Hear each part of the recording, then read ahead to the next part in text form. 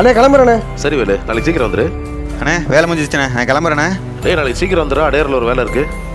சரிங்கண்ணே. நாளைக்கு வேலைன்னு தானே வராரு? வருவான். ஏன்? இல்லைண்ணே, நான் கொஞ்சம் சரியாக செய்ய மாட்டேன். அவர் கூட இருந்தால் கொஞ்சம் பயிலாம் தைரியமாக செய்வேண்ணே.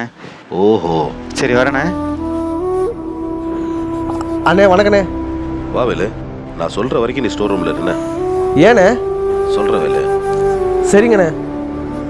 அண்ணே வாடா, இன்னைக்கு வேலை லீவு, வேலைக்கு நீ தனியாக தான் போகணும். லொக்கேஷன் அனுப்பியிருக்கேன், போயிட்டு வா. அண்ணே வேலையை பக்காவாக முடிச்சிட்டேண்ணே. வேலு, ஏண்ணே என்கிட்ட அப்படி சொன்னீங்க? வாழ்க்கையில் எல்லா நேரமும் எல்லாரும் நம்ம கூட இருக்க மாட்டாங்கடா. சில நேரங்களில் நம்ம தனியாக தான் நின்னாகணும்.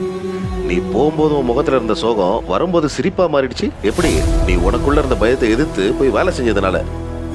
எல்லார் வாழ்க்கையிலையும் கண்டிப்பா இந்த மாதிரி சூழ்நிலை வரும். நீ இதை புரிஞ்சுக்கணுன்றதுக்காக தான் உன்னை தனியா வேலை காமிச்சேன். இனிமே நீ தனியா போய் வேலை செய்வல்ல,